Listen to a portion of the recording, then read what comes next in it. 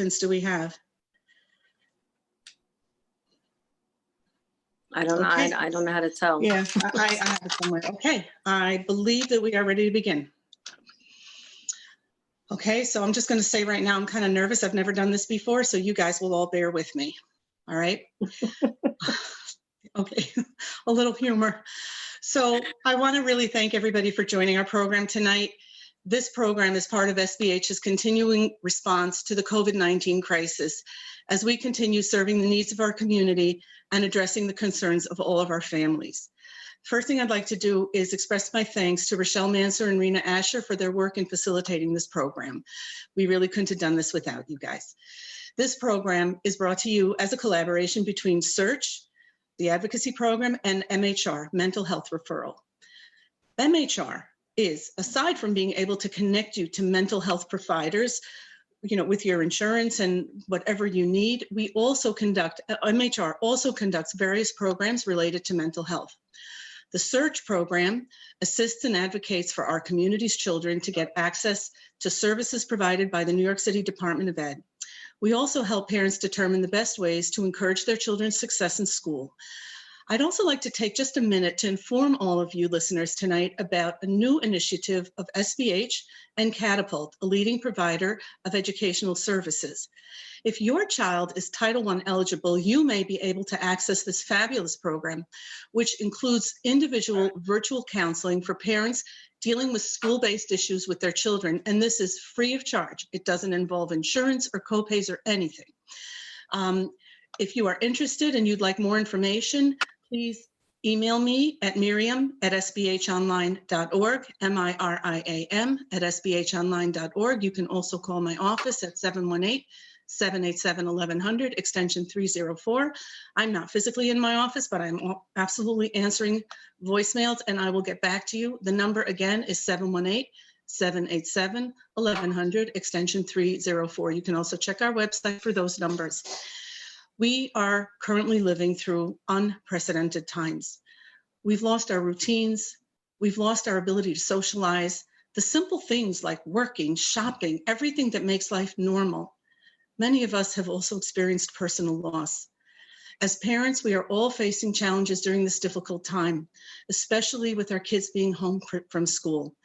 And that's really why we're here tonight. And that's why Esther Tawachi is joining us.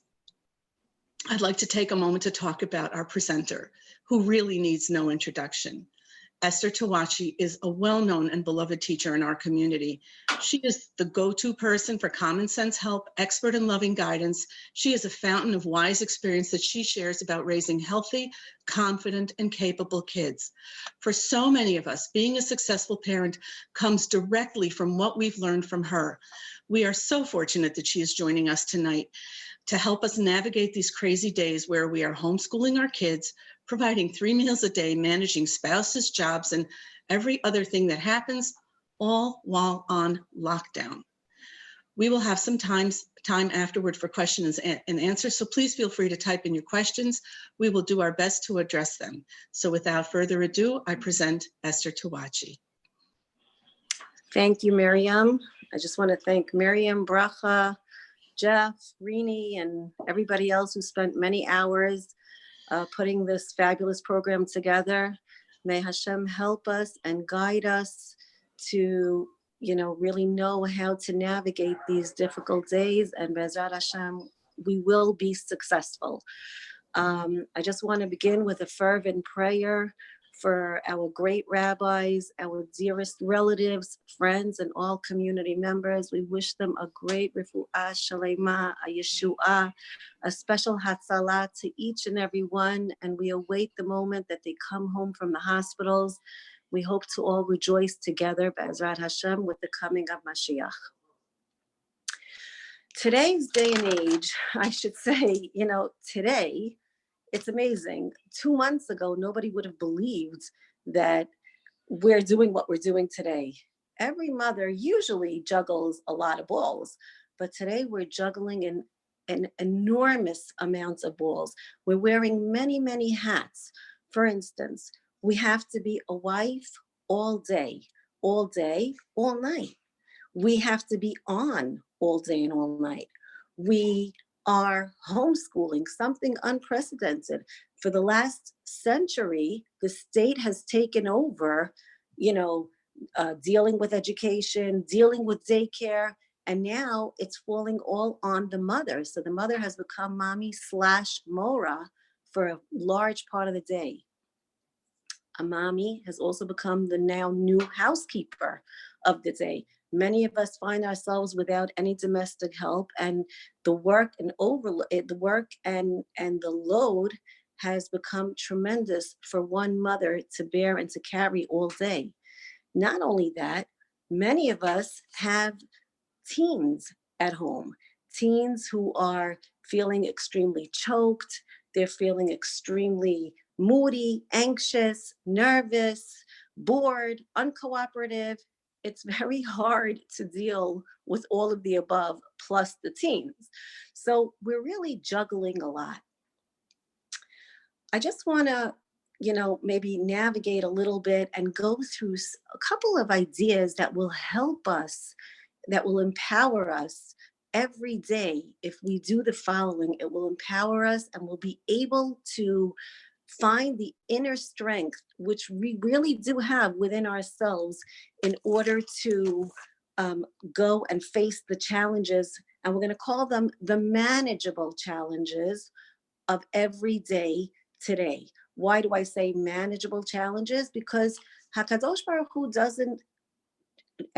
doesn't charge us with anything that is not possible to be done. So we definitely can do it. Our attitude and our mindset is going to play a very vital role in how we are going to deal with our new norm. We understand that the attitudes that we cultivate and embrace, whether positive or negative, will impact our day profoundly. A positive, upbeat attitude will ease the burden and smooth out the difficulties that present themselves, whereas a negative attitude will create a feeling that our tasks are just formidable, arduous, grueling, which will leave us overwhelmed and depleted. An empowering thought that can help us maintain a positive attitude is the following. Each morning when you wake up, I would say even the night before, you should say it the night before, because a woman's day begins with the night before. Start from saying it the night before and the following day. The following line: I am being called to the task.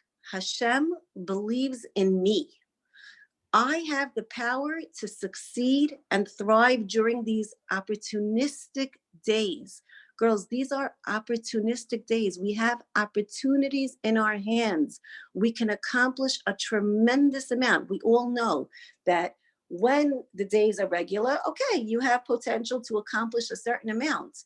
But when days are extremely difficult, the opposite side of the balance is that you can accomplish a tremendous amount. So you have to say to yourself, Hashem believes in me and I have the power to succeed and to thrive during these opportunistic days. I also have the power to hurt and stress my relationships and undertakings of the day. When we reiterate the fundamental principle that the world is run with utmost precision, with ultimate kindness from HaKadosh Baruch Hu, there are no mistakes, there is no random occurrence, and everything is under perfect control, we understand that the position that we find ourselves in is tailor-made for us, and we can succeed.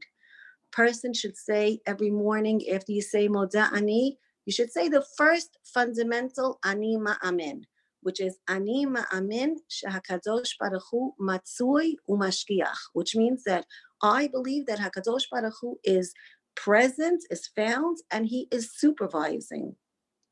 So once you reiterate this fundamental principle, it gives you the power to go forward in the day. Another point that I want to bring out before we start with the skills is that the call of the hour is that we must be resilient. What is resilience? Resilience is the ability to positively adapt, cope, or bounce back from stress. we have to know that if we were to choose our agenda, it wouldn't look like what today looks like, right? But this is, again, this is the new norm. So we have to we have to make ourselves flexible. We have to make ourselves resilient. We have to adapt to the new norm. And we have to fit in to what is given to us. If we, on the other hand, expect the day or whatever is going on in your day to fit into our agenda, then we become frustrated, angry, upset, and negative, because it's not going to happen. We have to be resilient. Resilience is what we call flexible. It's the ability to bounce back. So we're not going to be rigid. We're not going to be, keeping to our, ultimate way that we always wanted. We always wanted the house clean. We always wanted everything to work at a certain hour. We always want certain things to go the way we want it to be. Now, the call of the hour is that we must be flexible.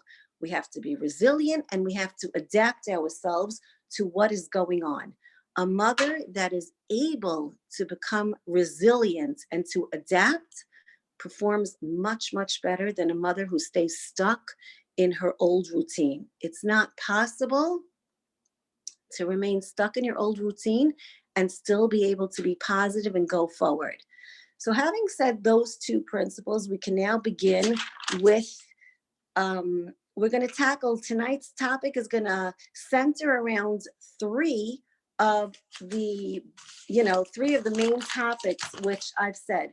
We're going to discuss the homeschooling, having the children home all day, and the difficulties that we encounter during, being mommy/mora. We're going to discuss also the different ways that we can deal with our teens who are feeling so choked and who are feeling so anxious and moody. We're going to learn a couple of skills on how to deal with the teens. And then afterwards, we're going to talk about ourselves for a minute. So let's begin with the challenges that are presented to us with the homeschooling. So what does our day look like when we wake up? Okay. Psychologists recommend very much that we set a certain routine in our family on a daily basis. What does that mean? That means the psychologists advocate that our days look as similar as they can to, let's say, the days a month ago and 2 months ago, which means, let's say 2 months ago, I would wake up, I would get dressed. I know I have carpool. I have to be out at a certain hour. The children have to be dressed. The children have to have breakfast. They have to move on. They're going to school. They have to be prepared to go to school. Today, nobody's going out. So imagine the following scenario. A mother wakes up a little bit later. Let's say she doesn't have to do carpool. So she wakes up, let's say, an hour later, and she comes down in pajamas, and now she's screaming to the child, get dressed. You have to be on your Zoom session in half an hour. Get dressed. You don't have time to eat breakfast. The mother herself is in pajamas, and breakfast is not set up on the table. Imagine how the child begins his day. There's absolutely no security over there. There's no routine. There's nothing familiar in his day now that he can hold on, that he can hang on to. So it becomes a very, very challenging and very insecure feeling for children when their mothers are not disciplined. And therefore, the first thing is every mother from Monday through Friday should view every day as a regular school day, which means mothers should be disciplined and get up early. They should get up, they should be dressed, they should set the breakfast table. The Zoom sessions begin, let's say at 9:15 or 9:30 or whatever it is, and children are ready to join in a healthy, balanced way. But if the mother is not disciplined herself, she sets the tone for the entire family, and the entire day just spirals downward. It's one of just negativity and fighting and difficulty. And really, it begins with the mother. So Mother has to be dressed, breakfast has to be on the table, there has to be some sort of routine. Children have to view it as a school day. The next thing is that all children have to be dressed every single day, which means from Monday through Friday, all children have to be dressed. There's no such thing as children coming down in pajamas. There's no such thing as children studying or being in their Zoom session in pajamas. Children have to be dressed as much as they don't want to. Believe me, it's a security for a child. The old structure and the old routine is familiar to them. It's more comfortable for them. And that's an important aspect. If they're in their uniforms, it's even better. Of course, children have to eat breakfast and the day starts. Now, I'm going to start with the youngest children and I'm going to work my way up. We are very frazzled and very taken. Why? Because let's say we have, I'm going to say 4 children, right? So you have a younger one that's about 2.5, 3. You have a 5-year-old, you have a 7-year-old, and you have a 9-year-old, right? Now, imagine the younger one, which is 2.5 or 3 years old, has a Zoom session with the teacher or has what we call teletherapy. Now, mothers are not interested in this. They don't have time. They don't have patience. They don't want to sit in teletherapy at all, right?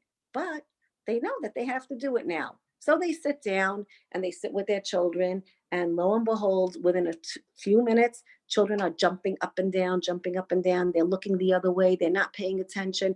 And mothers are becoming frazzled. I'm sitting in the class and the child is jumping up and down and they're running away.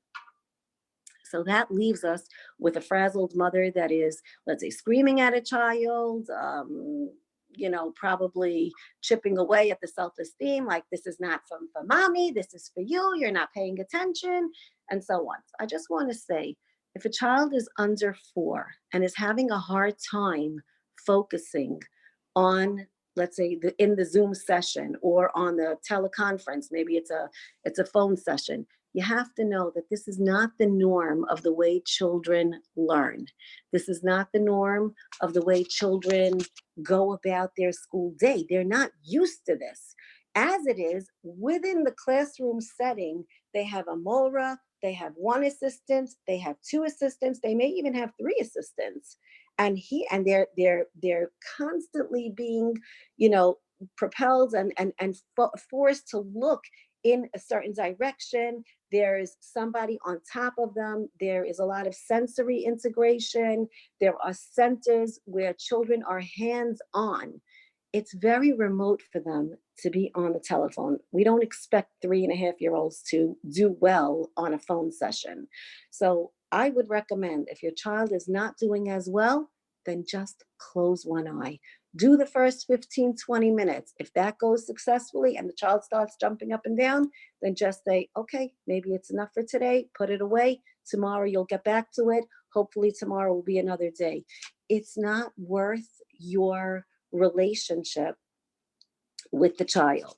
With older children, I would say you have to be much more on top of the situation. Older children should be encouraged. There's no such thing as them not doing their work. They must attend the Zoom sessions and they must partake of the class. The problem comes when the children, let's say, have a disorder of ADHD, right? What happens when a child has a problem focusing?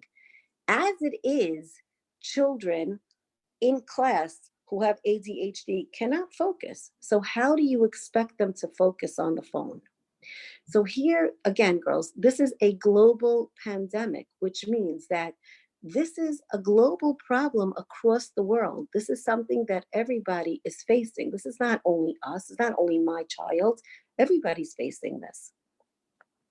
And the schools will have to take this into consideration, Be'ezrat Hashem, in September. I don't know if they're going to go back or whatever the schools are going to decide. I don't know. However, for today, we have to know that if a child is struggling and the child can absolutely not focus on the phone, then you must pick up the phone and call the teacher. And you have to make a meeting, a phone session with the Rebbe or with the teacher and say, we need to personalize a program for this child. This is not working. I will have him on the phone. However, I need, let's say, 5 minutes of the Rebbe's time. Maybe the Rebbe could call the child even for 5 minutes and do something one-on-one, because these kinds of children need a one-on-one, attention. There's no way that they can focus when everything is going on. All they need to see is their mother talking to someone else on the phone, or something else happening in their house, and their eyes are over there. So it's important for us to understand that we must tailor make the program for these types of children. Instead of getting angry and putting them down, we have to help them by calling up the teacher and making a special program for them. Let's say, I would say the next skill that I would like you to work on is, children love structure. Children love to be constructive. They love to be creative. They love to feel productive. They love to feel good about themselves. So it's very important that children don't feel that they're on the way. What does that mean? Like, most children are made to feel like, you're on my way. Like, okay, go over there and just do your work, right? They're not made to feel like important or special or a mainstay of the family. And this is something that we have to talk about. Like I said, children want to feel productive. They love structure. They're creative. They're fun. We have a template that we created. Jeff is going to put on the screen a checklist. We made this checklist, and of course, it's for you to modify. You can add what you want on the checklist. You could take off what you want from the checklist, but you could present it to the child in the following way. So it's over cookies and milk. You present it to the child over cookies and milk. You make a copy of this. You put it, let's say, on a nice piece of paper, nice colored paper, or whatever it is. You say, children, tonight we have something special. We're going to have a meeting tonight. And you get the kids excited. It's over cookies and milk. You put out something nice for the children, hot cocoa and cookies, and the children are all excited. And you present them the checklist that you adapted to fit to your family. But this is just a template. This is just an idea of what it can look like. And you show them, children, lately we don't have any help, and there's a lot going on. And if each child does a little bit, you don't imagine how much that helps mommy and daddy. So you could say to a child, let's say you say to Abby, Abby, I wanted to tell you, the other day when you picked up those toys off the floor, you don't know, it wasn't just picking up the toys. It was just an amazing feeling that mommy and daddy had, walking on a clean floor. Your sisters were walking on a clean floor. You have to know how much you help mommy, or you have to know how vital and instrumental you are to making this family run smoothly. Abby, you helped our family run smoothly. Now, when a mother talks to a child like that, child feels like an asset. He feels good. I'm instrumental in making this family run smoothly. Wow, like that's an amazing thing. And it's important for children to feel like that. So let's say they read it. I made my bed, I cleaned my room, right? When you talk to them and you say, honey, you have to know, when you make your bed in the morning, can you imagine I have one less bed to make? You don't know, you saved me a couple of ounces of my strength.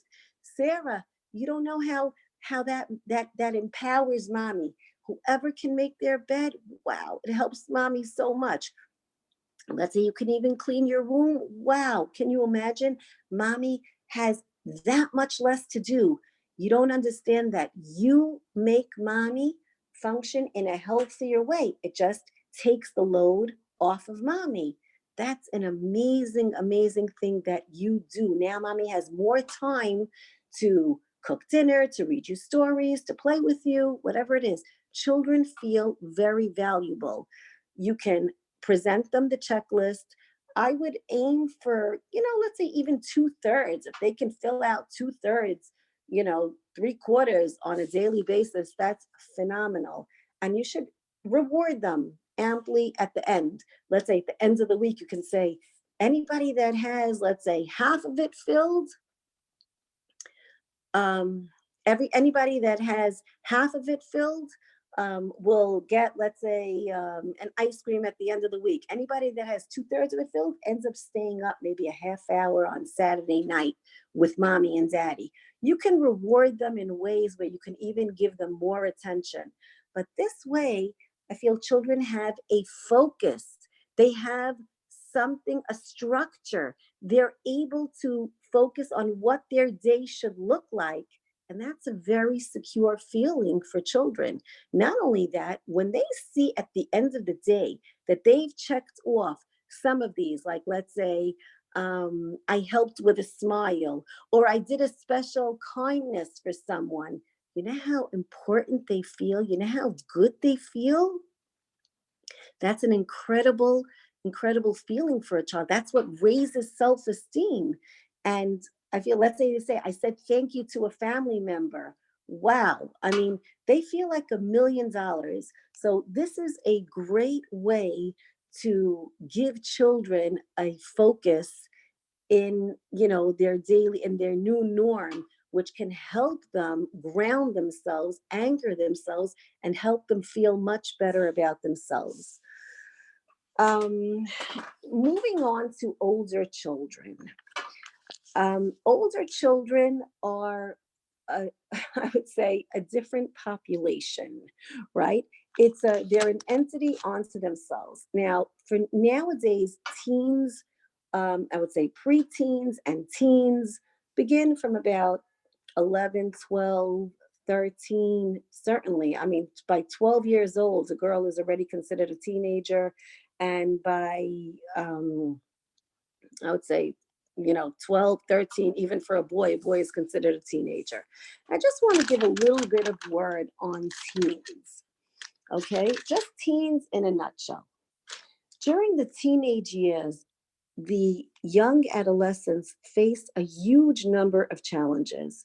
Their brain develops rapidly during the adolescent years, which partially explains why teens experience intense anger, sadness, and frustration. Their bodies are changing, they're going through a massive period of brain and hormonal development. Their hormones are raging and their brains are developing in a different way. They're becoming adults. They're trying to find their identity, who they are, to establish their identity as a separate person from their parents and friends. And yet they're heavily influenced by their parents and friends. So, they're struggling to find themselves. They're stressed with deciding their future career. They're stressed with managing their relationships. This is a very big one. Relationships in a teen's life is their entire life. Their peers, their friends, their relationships, the rejection of peers. This is all tremendous when it comes to teens. So we have to really help these teens very much. Now imagine teens who they're constantly, striving for that independence. In other words, teens have to go from little children completely dependent on their parents to merging, let's say over 18 years, to totally independent and being out in the world. So as they're growing up in adolescent years, they're already practicing that urge for independence. And they feel that they know it. They feel that they have it right. They feel their parents are always wrong. And it's frustrating and difficult for parents to deal with children like that. However, there are ways to deal with teens, and it's so crucial. I can't stress it again. It is extremely crucial that you get this right, because once you know the pattern to deal with the teen, you will be successful, Be'ezrat Hashem, with them. There's a very important word when it comes to teens, and that is empathy. Teenagers need empathy. There's something called cognitive empathy, and there's something called emotional empathy. Cognitive empathy is the ability to understand another person's mental state and what they might be thinking in response to a situation. So I know how my teenager is going to respond in this situation. I know that. I know how he's going to say it. Emotional empathy is more the feeling. You're feeling what he's feeling. You can relate to how your child is feeling. We have to know that when you deal with a teenager empathically, you help the teen regulate their emotions, you help them improve their listening skills, and you help them strengthen their ability to tolerate conflict. Now, it's not easy. We'll give a couple of, small points to deal with the teens, but if we can try to master this, girls, I can tell you, having Baruch Hashem several teens myself, and struggling through it, I can tell you that there were a few points that made a very big difference in my life, and I think it will help you as well. The first thing is you have to be calm. If you're hungry, if you're tired, if you're nervous, tell your teen you would like to talk to him, but now's not a good time. I need a couple of minutes and I just need to eat something and I need to take a few minutes for myself and I'm very happy to talk to you soon. So you have to be calm because teenagers will always perceive that you are against them. And we don't want them to see that you're against them. We want teenagers to feel that you are on the same team as them. You are on the same team. That is very vital. I always tell them when the teenagers would start riling up and getting into a tirade and screaming, I would say, honey, I'm on your team. I'm not against you. I'm on your team. We're here. We're in this together. We're on the same team. So that immediately would show the child, like, I'm not against you. The second thing is you need to set boundaries and you need to keep to boundaries. Now, teenagers need very few boundaries. Younger children, you have much more rules with younger children. Older children, the amount of rules that you can implement is, of course, much less. So you have to have a few rules. The one rule that I implemented is I talk to you respectfully, you speak to mommy respectfully. That is the one rule I would not bend on at all. So if they would start to use words or they would start to be fresh, I would just say, honey, we have a rule. I want to listen to you. I want to hear you. I want to talk to you. However, I talk to you respectfully. You talk to me respectfully. As soon as you're ready, I'm in. You're not ready to speak respectfully, I'm out. And I really would stick to that. They would be disrespectful. I'd turn around and say, honey, as soon as you're ready to speak respectfully, I'm in. So that would be the one rule that I would very, very much encourage parents. Now, you have to understand, people, that you are your child's role model. You have to know you're your teen's best role model, which means the way you speak and the way you conduct yourself is going to be their role model. So if you're screaming, getting angry, you're in a rage, they're going to follow the same exact thing. If you're calm and you're respectful, they will follow you. It will take time, but they will follow you.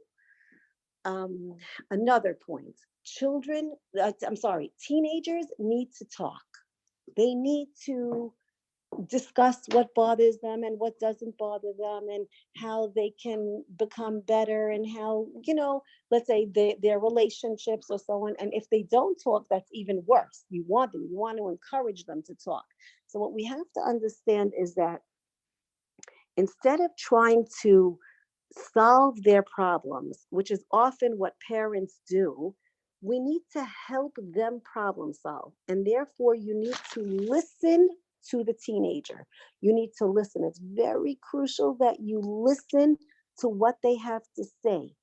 Try to encourage them to talk. Try to say, do you want to come for a jog with me? I'd love to, try starting with small chit chat and get into there. When they see that you're validating and they see that you're empathic, they'll open up to you and they'll be willing to discuss a lot with you if they don't feel that you're against them and they don't feel that you're going to give them a solution. Just listen and be empathic.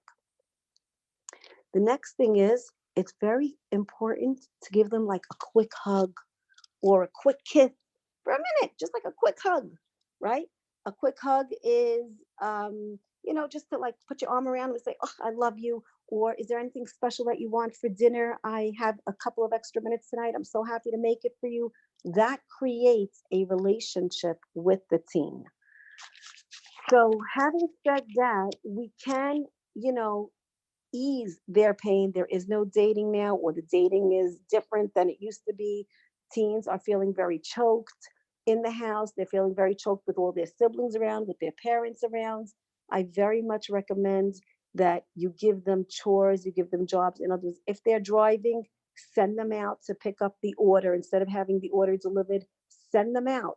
Get them out of the house. Say, "Please go pick up the order from Kosher Corner. Please go to Pomegranate and pick up my order over there."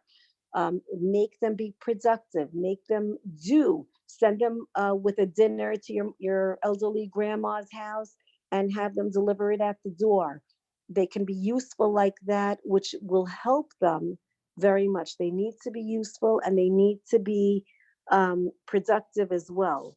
The other thing is, teens need their social life. It's very difficult for them.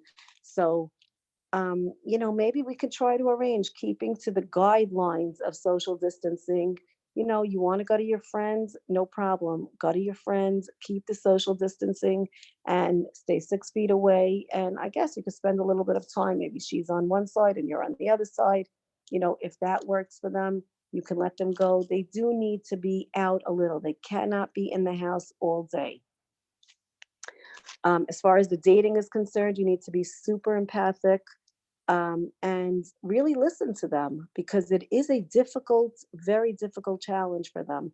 And maybe together you can problem solve, which you could say, "You know what, together let's put our heads and let's try to problem solve and let's see what we can do to figure this out."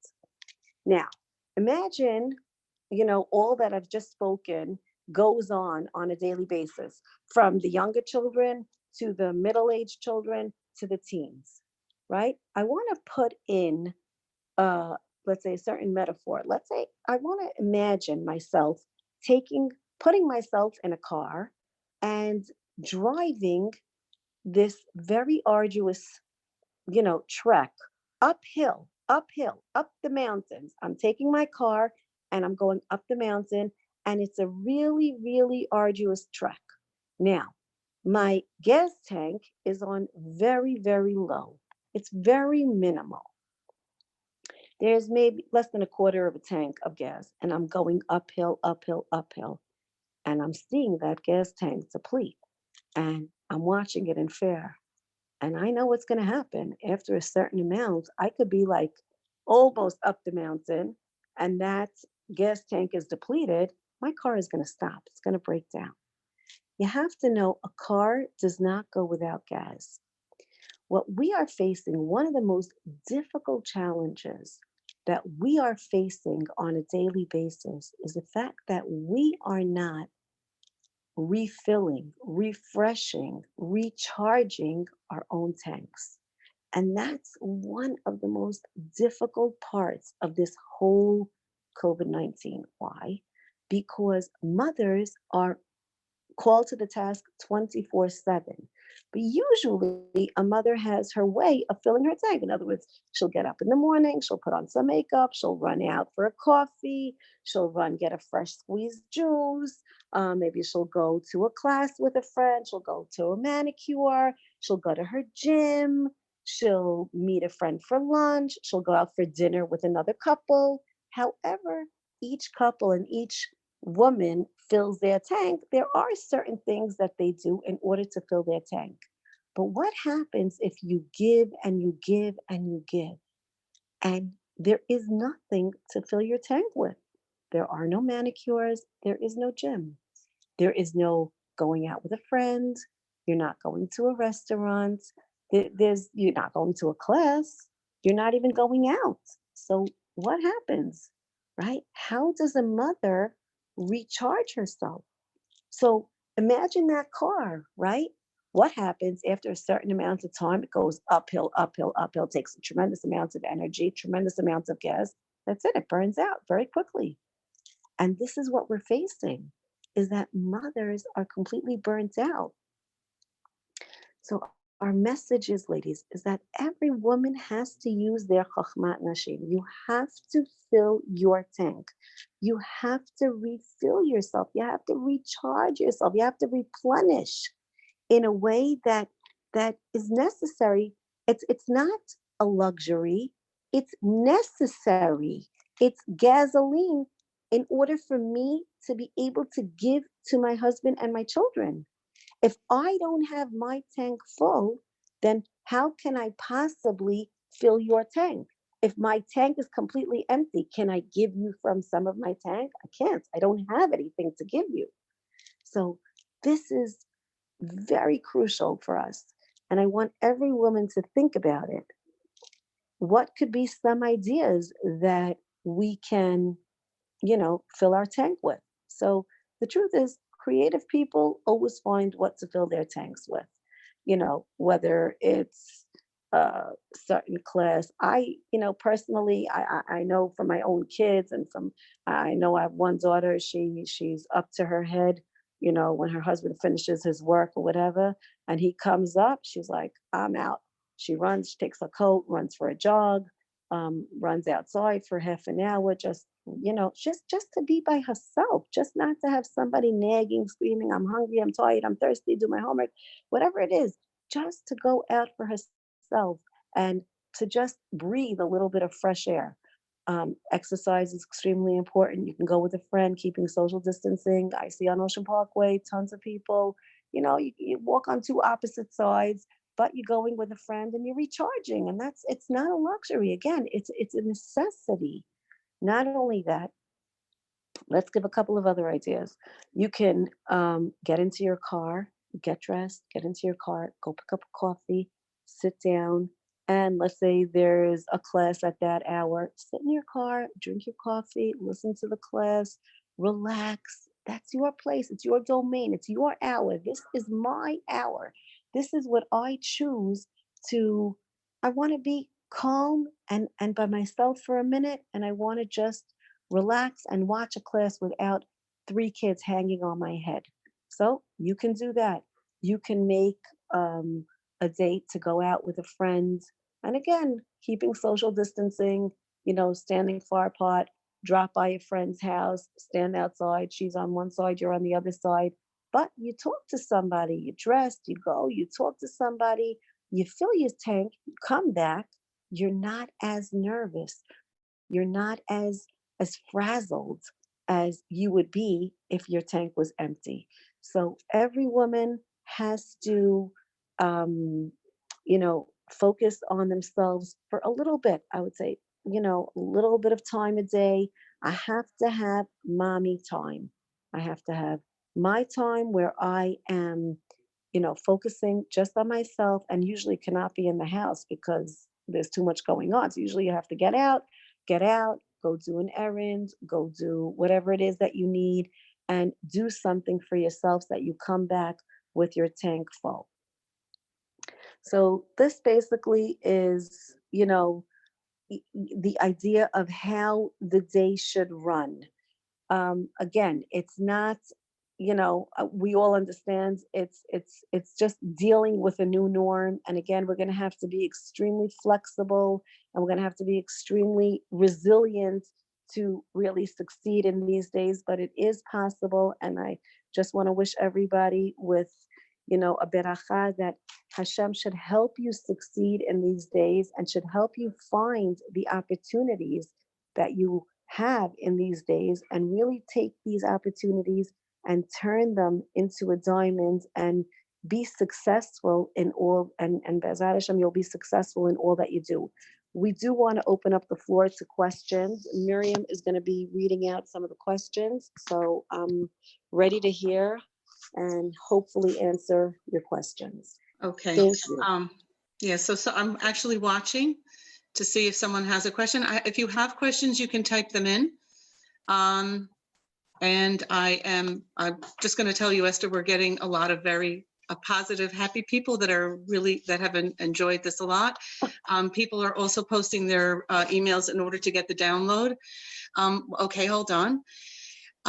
Okay, I just got to catch this. And forgive me, people, because this is really hard for me. This is the first time I'm doing this. Okay, you said before that people should call their teachers to set a personalized time for their child. What about the teachers? Okay, it's a good question. Yes, it's an excellent question.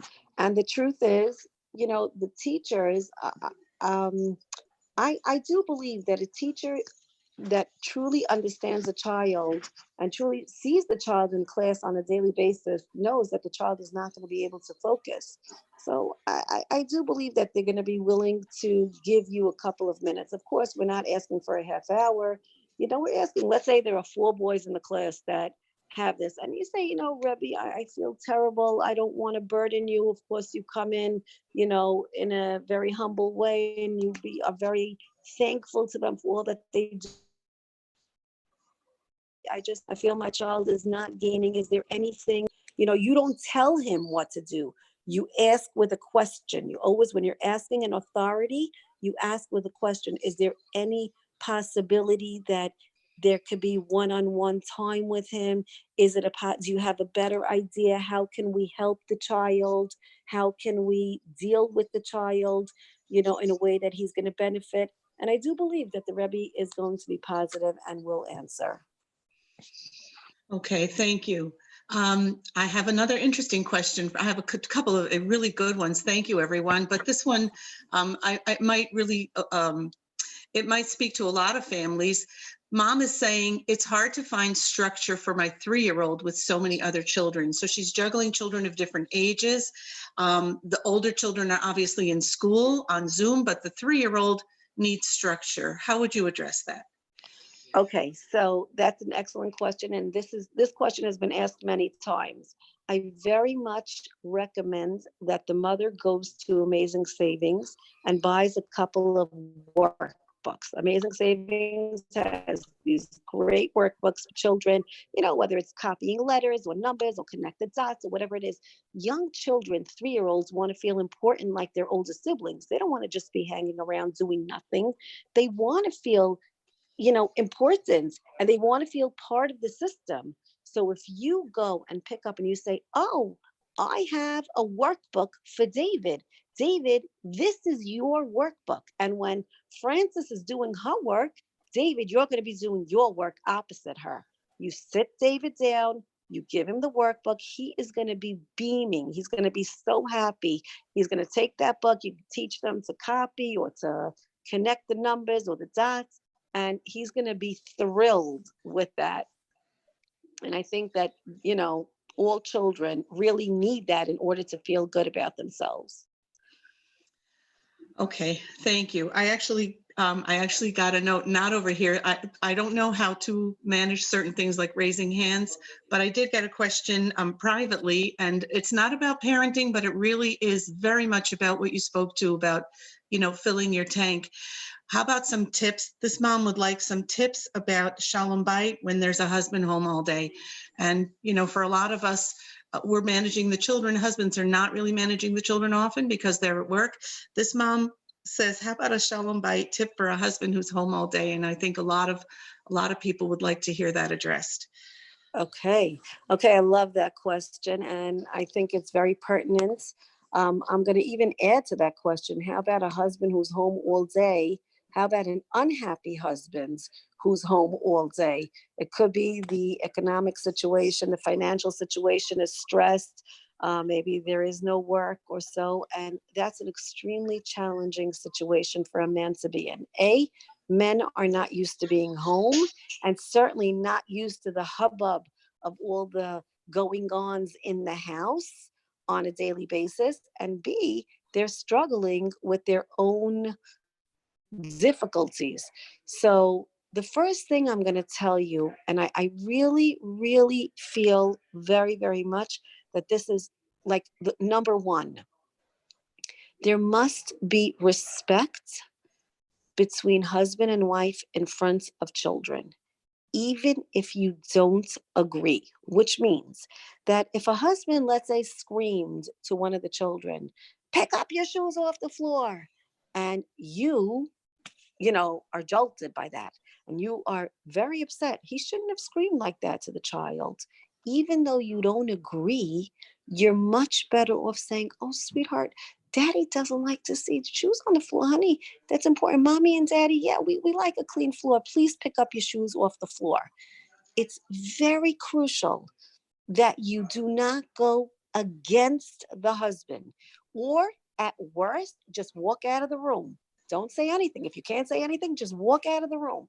But if you say to your husband, why are you screaming like that? Then it's over. That is the worst thing for the children. I can't stress it again and again and again.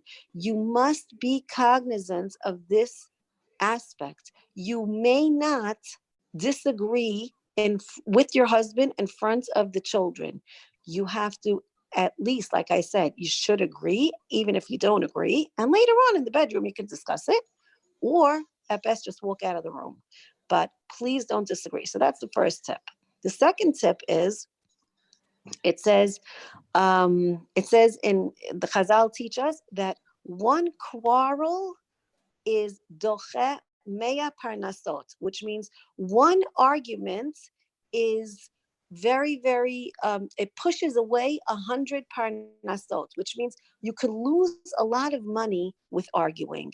When we have shalom bayit and we are respectful and we are empathic, the same technique that you're going to use for the teenagers, you need to use empathy for your husband. I want you to think, put yourself in his shoes. Literally put yourself in his pants and his shoes, and put his wallet in the pocket, and see what he's feeling like. And don't argue with him, because one argument can make you lose a lot of money. One shalom could bring tremendous beracha in the house. And it's something that we have to work on. We have to respect our spouse. If he doesn't respect you, you respect him. Eventually, he will learn to respect you. You just maintain your respect. You just maintain that calmness. And you try very hard to be focused on shalom, especially in front of the children. And hopefully, you will merit a lot of beracha.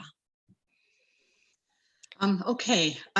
I got a lot of questions on screen time. A lot of parents are asking, how do we, with the kids being on Zoom all the time, and even not, how do we manage screen time? Well, how much is too much, and how do we get them off their devices when they're not, when they're not on Zoom?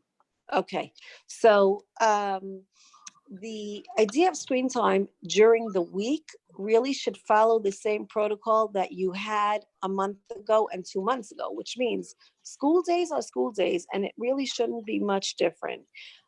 Children have to be encouraged to play ball. Now the weather is becoming nicer. Children can go out and play ball. They can go out and ride their bikes, scooters, and so on.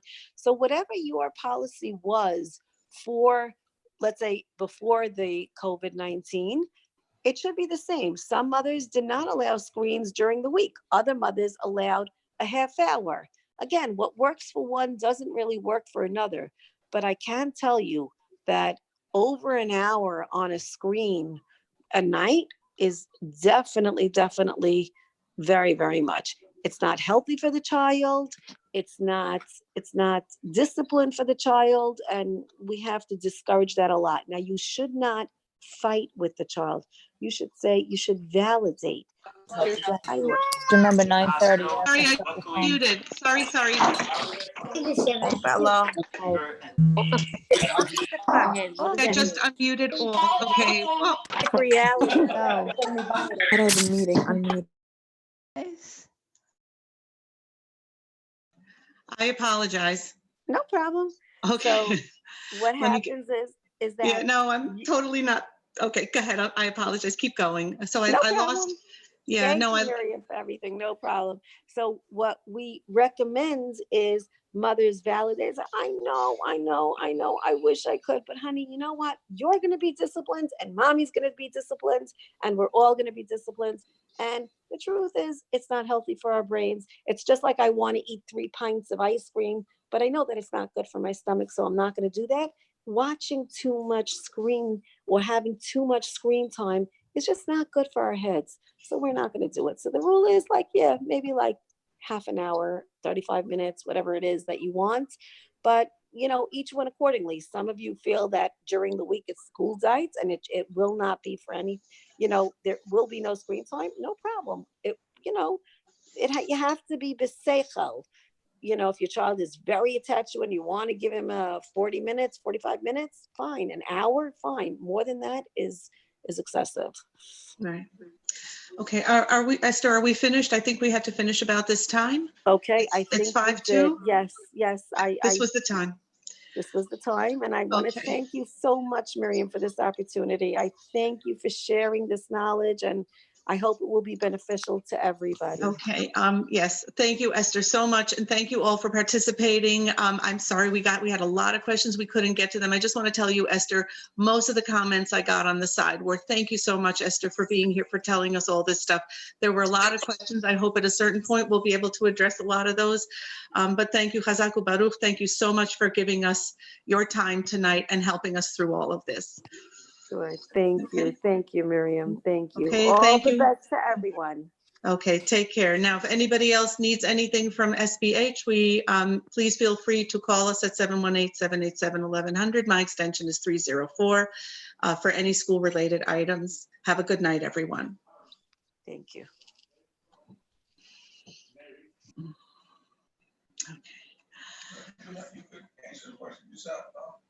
Okay.